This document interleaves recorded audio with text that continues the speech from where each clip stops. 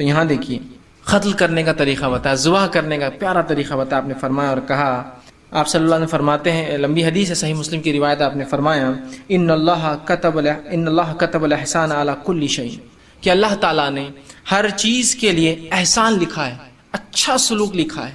آگے فرماتے ہیں جب تم قتل کرو تو اچھے انداز سے، تو جب تم جانور کو ذبح کرو تو اس کا طریقہ بھی اچھا ہو، اسے کم سے کم تکلیف پہنچو اور آپ کا کام ہو جائے۔ تو قتل بھی کرو تو اس پہ احسان کرو، قتل کرو، اور جب تم جانور کو ذبح کرو تو اچھے انداز سے ذبح کرو، چاہیے کہ ایک تمہارا اپنے ذبیحے کو راحت دے اور تم اپنے ذبیحے کو راحت دو، اور چھری کو ذبح کرنے سے پہلے تیز کر لو، اس لیے کہ چھری تیز نہیں ہوگی تو کیا ہوگا، اس کو تکلیف ہوگی۔ تو ذبح کا بھی طریقہ دیا، صرف حلال جانور ذبح کیا جا سکتے اور تیز چھری کے ساتھ ذبح کرو۔ پھر فرمایا ایک جانور کے سامنے دوسرے جانور کو مت ذبح کرو۔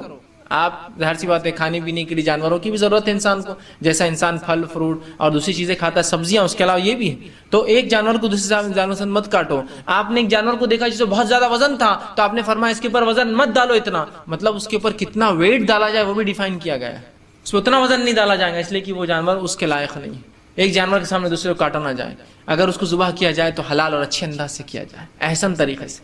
اسلام نے ہر چیز کے لیے رہنمائی کی۔ آئیے اسی طرح قربانی جو ہے کسے کہتے ہیں اور ہم قربانی کیوں کرتے ہیں، ٹھیک۔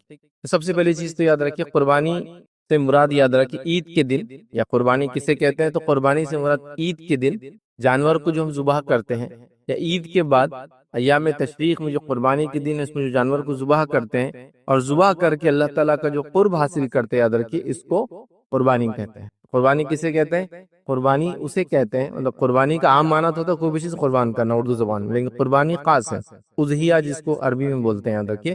تو اس کا معنی یہ ہوتا ہے کہ وہ جانور جس کو ہم عید کے دن یا عید کے بعد جو قربانی کا ایام ہوتا ہے، ایام تشریق، اس میں جو ذبح کرتے ہیں اور اس کو ذبح کر کے اللہ کا جو قرب حاصل کرتے ہیں، یہ قربانی ہے، یاد رکھیے۔ تو قربانی اسے کہتے ہیں۔ اور ہم کیوں کرتے ہیں؟ کیونکہ اللہ رب العزت کے فرمان ہے، یہ حکم ہے، جیسا کہ اللہ رب العزت نے ایک جگہ فرمایا فَصَلِّ لِرَبِّكَ وَانْحَرْ، سورہ کوثر کے اندر، کہ آپ اللہ کے لیے کیا کیجئے، نماز قائم کیجئے، اور نہر ونہر، اور قربانی کیجئے، ٹھیک ہے۔ تو لہٰذا اللہ رب العزت کا حکم ہے کہ ہم نماز قائم کریں، اللہ کے لیے قربانی کریں، اور قربانی جو ہے یہ ایک اہم عمل ہے، یاد رکھیے، عبادت ہے، اور قربانی صرف اور صرف اللہ تعالیٰ کے لیے ہوں گی، یاد رکھیے۔ اللہ تعالیٰ کے علاوہ کسی کے لیے قربانی نہیں کی جا سکتی، یاد رکھیے، جیسا دیگر عبادت ہے، یاد رکھیے، یہ بھی ایک عبادت ہے۔ تو ہم کیوں کرتے ہیں؟ یہ اللہ کا حکم ہے، ٹھیک ہے۔ اور قربانی کیا ہے خاص طور سے؟ وہ یہ ہے کہ جو 10 تاریخ کو ہم قربانی کرتے ہیں، جس کو عید کا دن عید الاضحیٰ ہے، اور اس کے بعد ایام تشریق میں جو قربانی کرتے ہیں اللہ کا قرب حاصل کرنے، تو بہرحال اس کو قربانی کہتے ہیں۔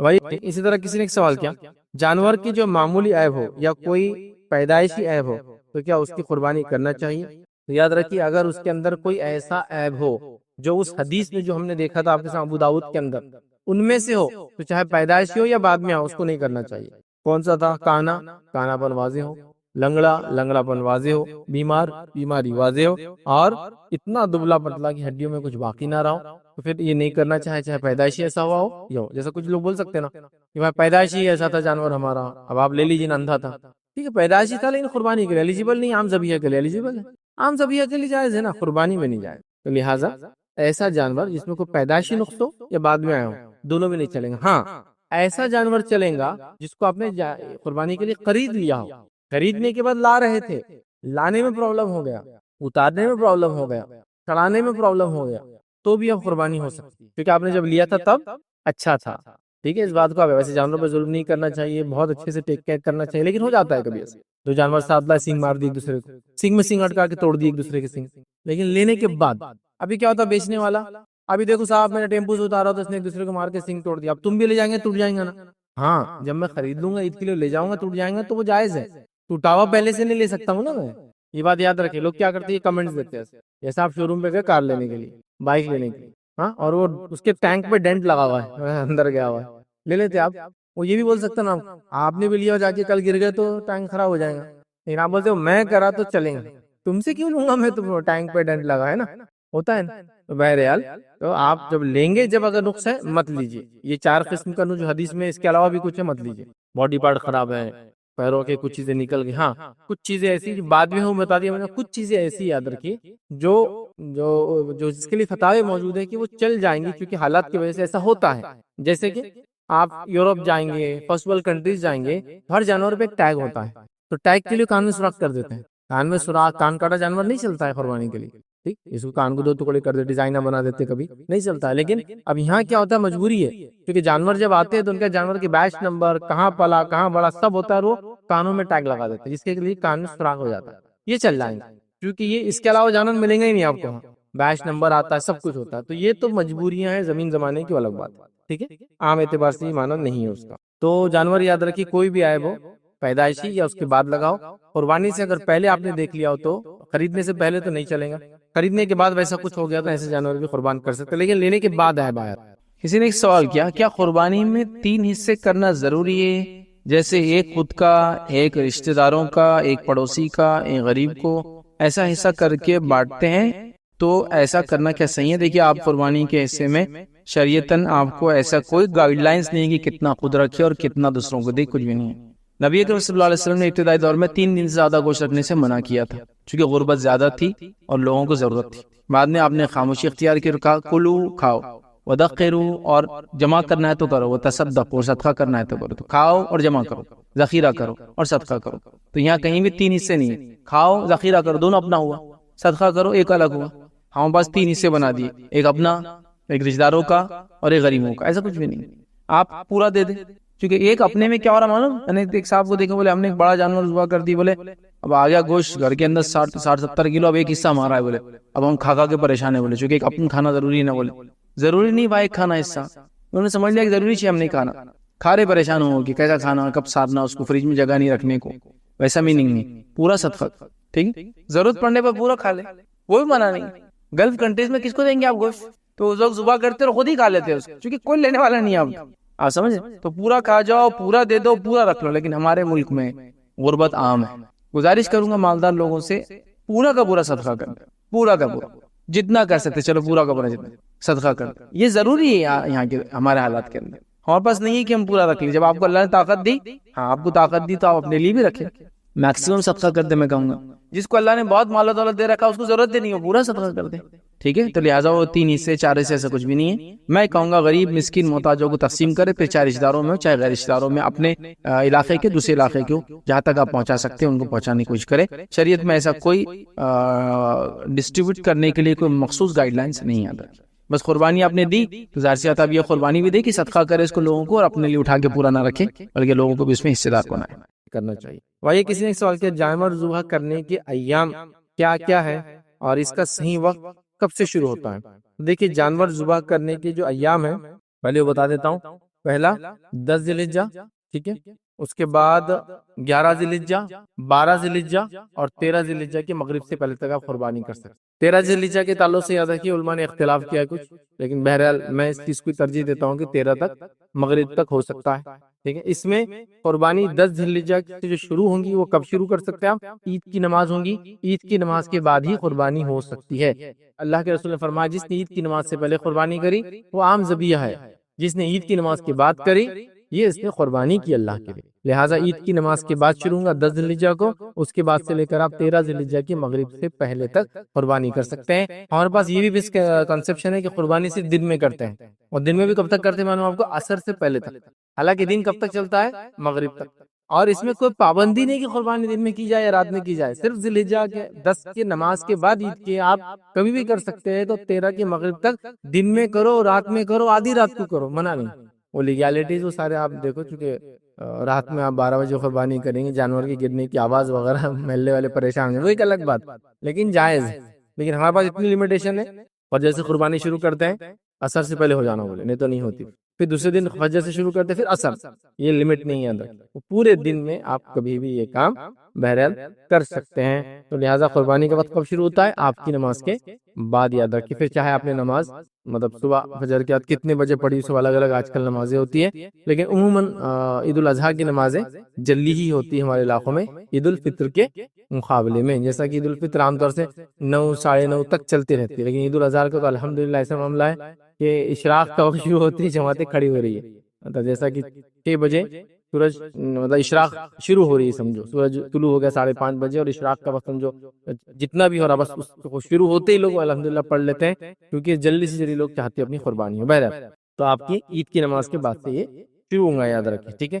بلاؤں کو ہٹانے والا بنا، جیسے تعویذ جو کام کرتا ہے وہی ہو جا رہا ہے، لہٰذا یہ شی حرام ہے. اور یہ شی السلام علیکم جی. عقیقے میں ایسا اکثر دیکھنے میں آتا ہے کہ ایک بیل یا گائے میں 7 حصے کرتے ہیں، تو کیا یہ جائز ہے، یا پھر ایک جان کے بدلے 2 بکرے دینا ایسا بھی کہا جاتا ہے، تو یہ کہاں تک درست ہے، کون سا صحیح بات ہے اس میں سے؟ بھائی نے ایک سوال کیا کہ عقیقے میں لوگ بڑے جانوروں میں کرتے ہیں، حصے ڈالتے ہیں، 3 لڑکیاں ہو گئے، 2 لڑکے ہو گئے تو 7 ہو جاتے ہیں، لڑکوں کے 2 حصے 4 اور لڑکیوں کے 3 7، اور اس کے لیے انتظار بھی کیا جاتا ہے. عقیقہ ہو رہا بولے گھر میں، کس کا عقیقہ ہے؟ تو بولے یہ بچے کا. اس کی شادیوں کی نانی عقیقہ اب کر رہے، اس کے بچے کا اور اس کا ملا کے کر رہے تھے. وہ بیل بن رہا نہیں تھا نا، مطلب بیل پورا نہیں ہو رہا تھا کمپلیٹ، تو روکے تھے ابھی. حالانکہ حدیث میں الفاظ ہے بچہ رہن ہوتا ہے عقیقے کے بدلے. رہن سمجھتے ہیں نا، کسی چیز کو لیتے ہیں تو کچھ رکھ کے لیتے ہیں، دینا چاہیے بہرحال. تو کیا ہوتا ہے، تو یاد رکھیے ابن ابی شیبہ کی ایک حدیث ہے جو موضوع ہے، اس کی سند اس میں ہے کہ بیل میں یا گائے میں بڑی جانور عقیقہ ہوتا ہے، جو کہ موضوع ہے سند. باقی صحیح عمل کیا ہے؟ صحیح عمل یہ ہے کہ لڑکے کے لیے 2 دم، دم مطلب جان، خون، اور لڑکی کے لیے 1 دم کے الفاظ. تو لہٰذا لڑکے کے لیے 2 بکرے، بکری، مینڈا، مینڈی، کچھ بھی چل سکتا ہے، 2 مذکر مؤنث دونوں چلیں گے، بہت سے لوگ بولتے بکری میں ہوتا ہے. اور لڑکی کے لیے 1 بکرا یا بکری، مینڈا یا مینڈی، چھوڑا جانا دمبا یا دمبی بول سکتے ہیں اگر گلف میں ہو، ٹھیک، لیکن مینڈے کی قسم ہوتی تو یہ چلیں گا. تو 2 جان اور 1 جان کے لفظ ہے، 2 حصے اور 1 حصے نہیں. اور اس کو بیل پر خیاس ہے، خیاس، جبکہ دلیل موجود ہے آپ صلی اللہ علیہ وسلم اور صحابہ میں سے کسی نے بھی بڑے جانور میں عقیقہ نہیں کیا، حالانکہ بڑا جانور بہت موجود تھا، کثرت سے نہیں کیا. اور وہ حدیث موضوع ہے سندن، اور باقی صحیح حدیثوں میں ملتا ہے 2 کرے اور 1 کرے. لڑکے کی پیدائش پر طاقت نہ ہو اور 7واں دن آ جائے، لیکن 1 کی طاقت ہے تو 1 کرنا بھی چل جائے. لیکن 7ویں دن نہ 2 کی طاقت ہے نہ 1 کی، تو کوئی مسئلہ نہیں، لیٹ اٹ بی، جتنے جلدی ہو سکے. 14ویں دن کوئی بات نہیں، 21ویں دن نہیں. پھر زندگی میں کبھی بھی جیسی سہولت ہو. لیکن اب بچوں کو جمع مت کرتے جائیے. 2 بچے چلو بکرے میں کریں گے، 2 ہو گئے ابھی، لیکن اپنا خاندان بہت بڑا ہے، اور 1 کھندو. 1 لڑکی ہوگی، چلو 3 ہو گئے، جمع کر رہے ہیں، پھر 7 بکرے بڑی دعوت کریں گے. اللہ نے نعمت دی، چھین لی تو پھر پچھتاتے رہے، یار کر دینا چاہیے تھا عقیقہ جلدی. کر دیجیے، نعمت اللہ نے دی ہے، شکرانے میں ہے یہ. اور رہن کے لفظ ہے، اس لیے علماء کہتے ہیں واجب ہے، رہن کے لفظ ہے. بچہ رہن ہے عقیقے کے بدلے، مطلب واجب ہے عقیقہ کرنا. تو کیوں واجب چیزوں کو اپنی دعوت اور اپنے ذائقے کے لیے لیٹ کرنا؟ ارے جو ہے استعداد، ٹھیک ہے، دعوت کی طاقت نہیں نا، بانٹ دو. نہیں وہ کیا ہے، ان کی جو بچے کی امی ہے نا، وہ ذرا ہمارے مائکے میں مطلب اپنے گئے ہوئے ہیں، 40ویں دن آئیں گے تو 40 دن چلا کریں گے. ارے واہ، شریعت بدلیں گے ہم، اپنے آپ کو نہیں بدلیں گے. عقیقے میں کیا ماں کا رہنا ضروری ہے؟ بچے کا رہنا ضروری ہے؟ کوئی چیز ضروری نہیں. ارے آپ سعودی عرب میں عقیقہ یہاں کیجیے نا، کسی کو بول کر، کہیں بھی ہو سکتا ہے یار. لیکن ہم اپنے حساب سے دین کو ٹرن کریں گے. اگر گورنمنٹ ایجنسی سے یہ آئے کہ 7th ڈے لاسٹ ہے فارم بھرنے کا، بھریں گے نا 21 دن میں آئے، بھریں گے نا 1-2 سال بعد، کرتے کیا؟ لائن لگا کے تڑپ کے جا رہے ہیں. ارے یار ابھی 6 دن باقی نا، ابھی تو آج ہی ڈکلیئر ہونا، کام پہلے ہو جائے. شریعت بولی 7ویں دن کر دو. نہیں یہ نہیں، ابھی تو مصروف رہتے، اتنی تھکان ہو جاتی، بچے کا ٹینشن رہتا، بچے کی بیماری تو جلدی کرو. میں تو کہتا ہوں ٹینشن جلدی اتارو، ہاں صدقے میں بھی آ جائیں. نہ وہ نہیں ہوتا.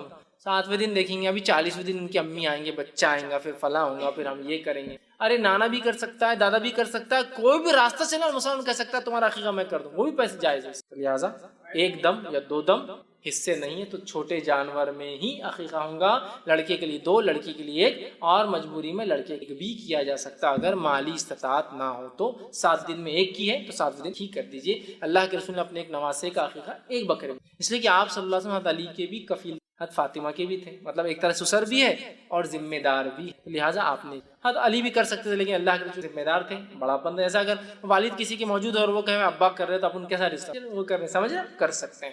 تو اللہ کے رسول دونوں کی ذمہ دار، حضرت علی کے بھی تھے اور ان کے بھی تھے. تو لہٰذا آپ نے کیا، کوئی بھی کر سکتا، نانا کر سکتا ہے، دادا کر سکتا ہے، چچا، ماموں، تایا، کوئی بھی مسلمان کہہ سکتا ہے بھائی چلو اللہ نے تم کو دیا اولاد، چلو میں کرتا ہوں تمہارا. بھائی کا ایک سوال ہے کہ اگر کسی انسان، ٹھیک ہے. اسی طرح جو ہے کسی نے ایک سوال کیا تھا، پورے گھر کی طرف سے 1 جانور کافی ہے؟ تو یاد رکھیں پورے گھر کی طرف سے 1 جانور یاد رکھیں ذبح کرنا کافی ہے. 1 جانور سے مراد یا تو جانور، چھوٹا جانور، یا 1 حصہ کافی ہے. حصے سے مراد بڑے جانور میں حصے ڈالے جاتے ہیں، ٹھیک ہے. جیسے کہ اونٹ اور اونٹنی کے اندر قربانی کے حد تک 10 حصے، حج کے اندر 7 حصے ہوتے ہیں، لیکن قربانی میں 10. اسی طرح گائے و بیل کے اندر 7 حصے ہوتے ہیں، ٹھیک. تو لہٰذا 7 لوگ مل سکتے ہیں، اور 7 لوگوں سے مراد یہاں کیا ہے؟ 7 خاندان کے حصے اس میں آ سکتے ہیں، کیونکہ 1 جانور میں 1 پورا کنبہ، قبیلہ، خاندان اس میں آ سکتا ہے. اور اس کے تعلق سے دلیل کیا ہے؟ ابو ایوب انصاری رضی اللہ عنہ کی بڑی مشہور روایت ہے جامع ترمذی کی. ان سے تابعی نے سوال کیا کہ آپ نبی اکرم صلی اللہ علیہ وسلم کے زمانے میں قربانی کیسے کرتے تھے؟ انہوں نے فرمایا کہ ہم نبی اکرم صلی اللہ علیہ وسلم کے زمانے میں قربانی اپنے اور اپنے گھر والوں کی طرف سے ایک جانور ذبح کرتے تھے، اور اس تعلق سے بہت سارے فتوے یاد ہے کہ سعودی لجنہ وغیرہ کے، جس میں کسی نے ایک سوال کیا تھا میرے پر ڈیپینڈ 22 لوگ ہیں میرے گھر میں، تو کیا میں ایک قربانی کروں تو کافی ہے؟ تو انہوں نے کہا 20 ہو یا 22 ہو، ایک قربانی بھی کافی ہے۔ معنی یہ کہ آپ ذمہ داری ہو، وہ سب ڈیپینڈنٹ ہے آپ پر۔ لیکن مثال کے طور پہ ایک گھر ہے، باپ بھی کماتا ہے، بیٹا بھی کما رہا ہے، چولہا الگ ہے، لیکن یہ چولہا الگ ہونا ضروری، چولہا الگ ہے، اس کا چولہا الگ ہے، اس کا ہے، سب الگ قربانی کریں گے۔ لیکن والد ہے، والد کماتے ہیں، والد کا غلہ ہے، والد کی جگہ ہے، 10 بیٹے سب انہی کے ساتھ رہتے، انہی کے ساتھ کھاتے، انہی کے ساتھ پیتے، ایک ہی اس میں، تو یہ قربانی کافی ہے۔ تو میں ایک عام زبان میں کہوں گا چولہا الگ تو قربانی الگ کر لے، کیونکہ ایک سوال آیا تھا کسی نے کہا ہم 2 بھائی ہیں، ایک گھر میں رہتے ہیں، کھانا الگ بناتے ہیں، سب الگ کرتے ہیں، قربانی میں کیا ہم 2 حصے لیے جانور ذبح کریں یا ایک میں کافی ہے؟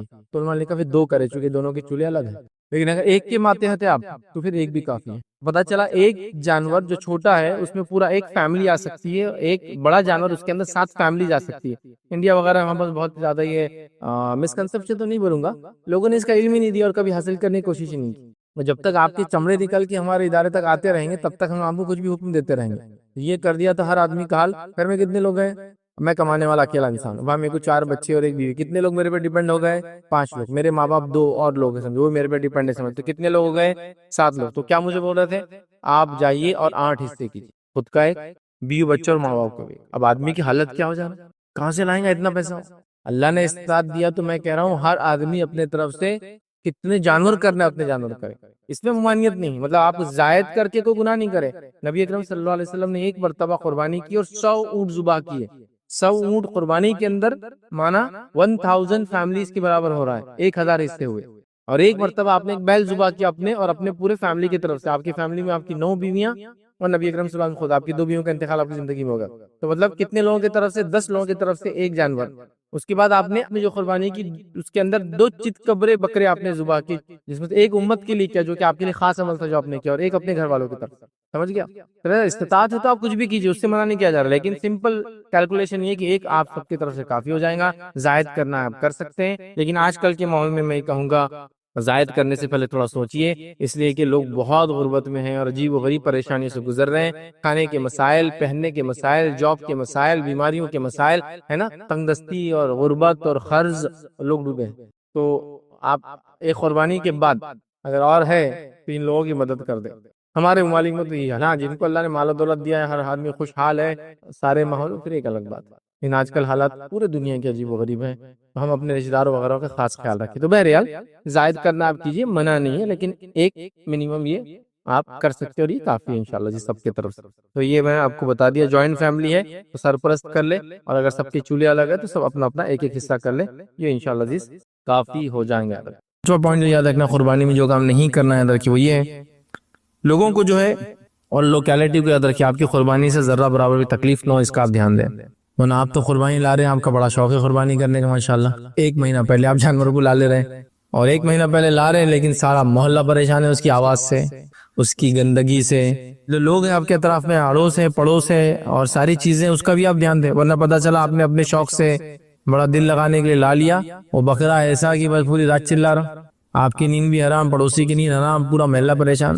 جانوروں کو لا کے آپ نے راستوں باندھ گیا، یا گاڑی پارک کرنے کی جگہ نہیں ہے، جانوروں کی گندگی، غلاظت، مکھیاں، مچھر، ہاں وہ بارش آ رہی تو پانی میں سب غلاظت مل جا رہی ہے، ڈرینیج چوک اپ ہو جا رہے ہیں اس کی وجہ سے، چونکہ ہمارے ڈرینیج اس کے لیے نہیں بنے جانوروں کی غلاظت بہنے کے لیے، تو وہ چوک اپ ہو جا رہے ہیں ڈرینیج، اور سارے مسائل ہو رہے ہیں یاد رکھیے۔ تو پلیز آپ جب بھی قربانی کا جانور لائے تو اس کا بڑا دھیان دے، یاد رکھیے، صفائی کا دھیان دے، جگہ کا دھیان دے، اور رکھنے کا انتظام اس کا دھیان دے، ٹھیک ہے، اور خاص طور سے صفائی جانور کی قربانی سے پہلے اور صفائی جانور کی قربانی کے بعد، ورنہ قربانیاں جس ڈھنگ سے کی جا رہی ہے بہت ہی خراب معاملہ، یاد رکھیے، کوئی انتظام نہیں ہے۔ بڑے بڑے مسلم محلے انہوں نے کوئی ایسی جگہ نہیں چھوڑی جہاں قربانی کے لیے ہونا چاہیے تھا نا اسپاٹس، یا قربانی کے لیے اس ٹائپ کی ٹائلز ڈالی گئی ہو، پانی کا انتظام کیا گیا، اس ٹائپ کی موہری اور نل کا انتظام کیا گیا ہو۔ آپ عام ڈرینیجز کے اندر اگر خون بھی ڈالیں گے نا، آپ وہاں چوک ہو جاتے ڈرینیج۔ عید کے دن دیکھیے کتنے ڈرینیج آپ کے علاقے میں چوک ہوئے ہوں گے اور لوگ پریشان ہوں گے، پورا نالی سے پانی، گھروں سے پانی نکل رہا ہوگا، نانی ڈرافٹ فل ہو گئے ہوں گے، یہ سب ہوتا ہے ادھر، سسٹم نہیں۔ حالانکہ ہم اتنی بڑی مسلم کمیونٹی، کرنا چاہیے نا، مسجد میں جیسا کہ انتظام رہتا ہے جنازے کی نماز کا، تو ایسا انتظام قربانی کا بھی ہو جانا چاہیے، پھر کچھ نہ کچھ کمیونٹی سینٹرز وغیرہ ہونا چاہیے، بٹ اینی ویز بہرحال اب نہیں ہے، ہم لوگ گھروں میں کرتے ہیں، تو پلیز صفائی کا خیال رکھیں۔ آپ نے جانور تو ذبح کیا، گھر کو تو صاف کر لیا اور پورے محلے کو گندا کر دیا. وہ محلہ گندا ہونا وہ ایک الگ بات ہے، اور اس کے بعد جو چیزوں کو غلط جگہ پھینکا اور چھوڑا جاتا ہے، کئی دنوں تک تو بدبو برداشت بھی نہیں کر سکتے. نالوں کے اندر جو گندی بدبو رہتی ہے، محلوں کے اندر جو بدبو آتی ہے، ڈرینیج چوک ہونے کے بعد جو معاملہ ہوتا ہے، روڈ کے اوپر جو ہرا اور لال پانی بہتے رہتا ہے، کس وجہ سے ہرا اور کس وجہ سے لال آپ سمجھتے ہیں، اور جو پھر اس کی بدبو اور سڑان اور ساری چیزیں ہوتی ہے. سبحان اللہ. ایک مومن، ایک مسلمان کا طریقہ نہیں ہے اندر کی. پاکی آدھا ایمان ہے. جو دین کا معاملہ یہ ہے تو کیسے ہو سکتا ہے؟ تو پلیز قربانی سے پہلے صفائی، قربانی کی وقت صفائی، قربانی کے بعد صفائی بہت امپورٹنٹ ہے. اس مسئلے کو سمجھنے کی اور اس مسئلے کو عمل کرنے کی بہرحال ضرورت ہے. چیزوں کو تھوڑا سا سمجھداری اختیار کرنے کی بہرحال ضرورت ہے، ورنہ بہت گندگی ہوتی ہے آدھا کی جس کی کوئی انتہا نہیں ہوتی آدھا کی. ٹھیک ہے، تو لہٰذا رہنے کا پراپر انتظام ہو، لا کے رکھ رہے ہیں اگر آپ پہلے ایڈوانس میں. تو کہ یہ وہ دونوں ہی شخصیات ہیں جن کے تعلق سے اتنے عقائد ہر مذہب نے رکھے کچھ نہ، یہ وہ شخصیات ہیں. تو قربانی جو آ رہی ہے، جو عید ہے، یہ قربانی کا ایک عظیم جذبہ ہمیں جگانا چاہیے. یہ صرف ایک رسمی عمل نہ ہو کہ جانور کو لایا اور ذبح کر دیا، یہ ایک حقیقی عمل ہو کہ قربانی کا جذبہ اپنے نفسوں میں ہم جگا لے. اپنی وقت کی، اپنی صلاحیت کی، اپنے مال کی، اپنے دولت کی، اپنے بیوی کی، اپنے بچوں کی، اپنی ہر چیز کی میں قربانی دوں گا. اللہ تیری راہ میں ضرورت پڑے تو جیسا تیرے خلیل نے، جیسا تیرے نبی نے، جیسا تیرے حبیب نے، ابراہیم نے علیہ السلام، اور ظاہر سی بات ابراہیم کو خلیل کا لقب معمولی ہر چیزوں سے نہیں ملا، ان عظیم قربانیوں کا نتیجہ تھا کہ اللہ نے ابراہیم کو اپنا دوست بنا لیا. خلیل دوست کو کہتے ہیں، ایسا دوست جس سے راز بانٹے جائے، ایسا دوست جس کو مدد کے لیے پکارا جاتا، اس کو بولتے خلیل. عربی دوست بنا لیا. اللہ کے رسول فرمایا، اے ابوبکر، اگر اللہ مجھے اپنا خلیل نہ بناتا تو میں تمہیں اپنا خلیل بناتا دنیا میں. کیونکہ خلیل ایک ہی ہوتا ہے، ایک ہی ہوتا ہے انسان کی زندگی میں. خلیل یہ معمولی ٹائٹل نہیں ملا آپ، یہ قربانیوں کا نتیجہ تھا. تو یہ عید ہمیں یہ نصیحت اور یہ سکھاتی ہے کہ کس طرح سے اس نوجوان ابراہیم نے اپنی جوانی اللہ کی راہ میں لگا دی، اپنا وقت اللہ کی راہ میں لگا دیا، اپنے باپ کا گھر قربان کیا. اس لیے کہ باپ کے گھر میں آدمی کو بہت نعمتیں ملتی ہیں. اپنا باپ کو قربان کیا، اپنے باپ کی صحبت کو قربان کیا. اتنے بڑی پوسٹ اور پوزیشن کہاں ملتا ہو، کیا فائدہ نہیں اٹھا سکتے تھے اس کے اپنے باپ کی پوزیشن سے. اپنے وقت کو، اپنے شہر کو آپ جو ہے قربان کر دیا اللہ کی راہ میں، اپنی صلاحیتوں کو قربان کر دیا اللہ کی راہ میں، اپنی بیوی کو قربان کر دیا اللہ کی راہ میں، اپنے بچے کو قربان کر دیا اللہ کی راہ میں. اللہ نے ذبح کا حکم دیا، اپنے بچے کو ذبح کرنے کی نیت کر لی، چھری چلا دی، اللہ نے حفاظت کر لی. اپنے بچے کو قربان کر دیا اللہ کی راہ میں، اپنی پوری بڑھاپے کو قربان کر دیا اللہ کی راہ میں، اپنا سب کچھ جو دنیا میں تھا سب قربان کر دیا اللہ کی راہ میں. تو یہ عید یہ نصیحت اور یہ سبق سکھاتی ہے. اور وہ اسماعیل جس نے اللہ کی راہ میں اپنی جان دینے کو عظیم سمجھا، اور وہ ہاجرہ جس نے اللہ کی راہ میں اپنے گھر کو چھوڑنا، اپنے شوہر کی صحبت کو چھوڑنا، اپنے بچے کے ساتھ اکیلے ایک ایسی علاقے میں رہنا پسند کیا اللہ کے حکم کے تحت. تو اس میں ایک باپ کے لیے عظیم قربانیاں، ایک بیوی کے لیے، ایک شوہر اور بیوی کے لیے عظیم قربانیاں، اور ایک بچے کی عظیم قربانیوں کا نمونہ ہے. یہ فیملی کی قربانی ہے، ایک خاندان کی قربانی اللہ کے لیے. تو یہ عید ہمیں یہ نصیحت دیتی ہے ہم بھی قربانی دینے والے بن جائے اللہ کے لیے. نہ صرف رسمی قربانیاں کہ جانور کو ذبح کر دے، حقیقی قربانی اللہ جب میں اس جانور کی گردن پہ چھری پھیر رہا ہوں، جب اس کو ذبح کر رہا ہوں تو میں اعلان کر رہا ہوں تیرے خلیل کی جیسا میں بھی تیار ہوں ہر چیز قربان کرنے. اس حاجرہ کے جیسا وہ ایک عورت اعلان کرے کہ ہر چیز قربان کرنے، اس اسماعیل کے جیسا ہر چیز قربان کرنے. تو یہ قربانی کا جذبہ جگاتی ہے. اس کو رسم نہ رکھے، حقیقت بنائیے اس کو. ہماری زندگیوں کو اللہ کے راہ میں کھپائیے، ہمارے مال و دولت کو اللہ کے راہ میں کھپائیے، ہماری جو ہے صلاحیتوں کو اللہ کے راہ میں کھپائیے. اس کا ہرگز مطلب نہیں کہ آپ سب کچھ چھوڑ چھاڑ کر جو ہے بس جو ہے اللہ کے راہ میں بول کے بس لوگوں سے بھیک مانگ کے کھائے اور زندگی گزارے. اس کا مطلب یہ ہے اپنے کام کا جو ضرورت اور لوازمات زندگی وہ کرتے ہوئے جو کچھ ہو میسر. آج ہمارا معاملہ کیا ہے کہ بھائی میرے لیے تو حلال روزی ضروری ہے، اس لیے کہ میرے پہ ڈیپینڈنٹ ہے، میری ماں ہے، میرے باپ، میرے بچے. بہت اچھی بات ہے، بہت اچھی بات ہے نا. اس کے بعد کیا؟ اس کے بعد پھر مجھے تھوڑا وقت لگتا ہے دوستوں میں بیٹھنے کے لیے 2 گھنٹے. یہ دین کے لیے، یہ انسانوں کی خدمت کے لیے، یہ شرع علم سیکھنے کے لیے نہیں کہ 2 گھنٹے میں کام سے آتا ہوں 8 بجے 12 بجے تک دوستوں کے ساتھ بیٹھنا ہے نا. اس کے بعد اگر کچھ لوگ رات میں کام کرتے تو صبح دوستوں کے ساتھ بیٹھنا ہے. اللہ کے لیے کہاں ہے وقت؟ پھر فیملی ضروری ہے لیکن اس کے بعد کا وقت، کمانا ضروری ہے اس کے بعد کا وقت، پڑھنا ضروری ہے اس کے بعد کا وقت. اپنی صلاحیتوں کو صرف کیا دنیا کمانے میں لگاؤ گے؟ اللہ کے لیے نہیں. ہر چیز ہم نے صرف اور صرف دنیا کے لیے اٹھا کے رکھی ہے. ہماری صلاحیت دنیا کے لیے، ہمارا وقت دنیا کے لیے، ہمارا پیسہ دنیا کے لیے، سب کچھ دنیا کے لیے. اور جو خالی وقت ہے نا، ابھی میں فیل ہو گیا تو کیا کروں؟ دینی کام سے لگ جاتا ہوں. ابھی میرے پاس کچھ نہیں کمانے کو تو میں جو ہے ذرا دینداری میں لگ جاتا ہوں. ابھی میرا بزنس نہیں چل رہا، خالی ہوں تو دین کا کام کرتا ہوں. سبحان اللہ. یہ ابراہیم نمونہ نہیں ہے ہمارے لیے جس نے اپنے زندگی کا پرائم، اپنی جوانی کا پرائم، اپنے مال و دولت کا پرائم، اپنے بیوی میں سب سے بہترین، اپنی اولاد کی قربانی، سب سے پرائم بولتے سب سے بیسٹ کو آپ نے دے دیا. تبھی دنیا میں جو نام ہوا اور تبھی آخرت میں اجر ملے گا ایسے شخص کو. ہم بھی کوشش کریں یہ عید جو ہے حقیقی طور سے ہمیں قربانی کا جذبہ جگائے، رسمی نہیں ہو چلتے نہیں، وہ تو کئی جانور ذبح کر دیے، کوئی فرق نہیں پڑا ہماری زندگی، نہ چال ڈالنا، حقیقت میں کوئی قربانی دے رہے ہیں، نہ بازو والے کے لیے قربانی جمی، نہ دوست کے لیے، نہ بھائی کے لیے، نہ رشتہ دار کے لیے، نہ کسی کے لیے، نہ بیوی کے لیے، نہ بچوں کے لیے، کہاں جذبہ جا کر جگائیے اس عظیم جذبے کو، اور ابراہیم علیہ السلام کو نمونہ بنائیے، ایک ایسی شخصیت جس نے سر سے لے کر پیر تک اللہ کے لیے قربانیاں ہی قربانیاں تھیں، عظیم قربانی، ایسی قربانیاں جس کی کوئی حد نہیں۔ آپ کی عمر کے تعلق سے آتا روایت میں بہت بڑے ہو چکے تھے، آپ 80 سے اوپر زائد عمر تھی، اللہ نے ختنہ کا حکم دیا، اس عمر میں آپ نے ختنہ کی، بڑی قربانی کہہ رہا ہوں، جسمانی اور ذہنی ہر قسم کی قربانیاں، ہر قسم کی، کیا کیا نہیں ہو سکتا۔ ایک شخص کے لیے اپنے بیوی اور بچوں کو چھوڑنا کوئی معمولی قربانی سمجھتا ہے؟ سائیکولوجیکلی کچھ لوگ جاتے ہیں نا باہر کام کے لیے، ان کو پتا ہے 2 دن نہیں رہ پاتے ہو، مذاق نہیں ہوتی ہے قربانی، اور ایک ایسی سب جانا کہ پتہ بھی نہیں زندہ ہوں گے نہیں ہوں، ایک ایسا سفر جس کے اندر آپ کو پیدل اور گھڑ سواری اور اونٹوں سے جانا بہت مشکل سفر ہے، کوئی آسان نہیں ہے کہ ویزا لگایا انڈوس کے اور چلے یہاں سے اڑ کر اور پھر آ رہے واپس، بہت مشکل۔ تو وہ اس قربانی کا عظیم جذبہ، جیسا رمضان کا مہینہ آتا ہے ہم اپنے معصیت اور گناہوں سے توبہ کر کے نیکی کی طرف بڑھتے ہیں، یہ قربانی کا مہینہ آتا ہے، یہ قربانی کی عید ہمیں یہ نصیحت کرے ہر سال کہ میں کچھ نہ کچھ قربان کروں گا اللہ کے نام، کچھ نہ کچھ ایک مشن بناؤں گا، ایک چیز تو اللہ کے نام اس سال سے قربان ایکسٹرا کروں گا، اگلے سال آج یہ زندگی کا 1 گھنٹہ آپ کم از کم اللہ کے لیے نکال دوں گا، یہ قربانی ہے، 2 گھنٹے فلاں مسلمان قوم کی ترقی کے لیے، ان کی فلاح کے لیے، ان کی بہبود کے لیے نکالوں گا، کچھ نہ کچھ مجھے کرنا ہے قربانی انسانوں کے لیے، اسلام کے، اور ظاہر اسلام کے لیے قربانی دیں گے تو وہ قربانی انسانوں پہ ہی صرف ہوں گی نا، سمجھ رہے ہیں آپ بات کو؟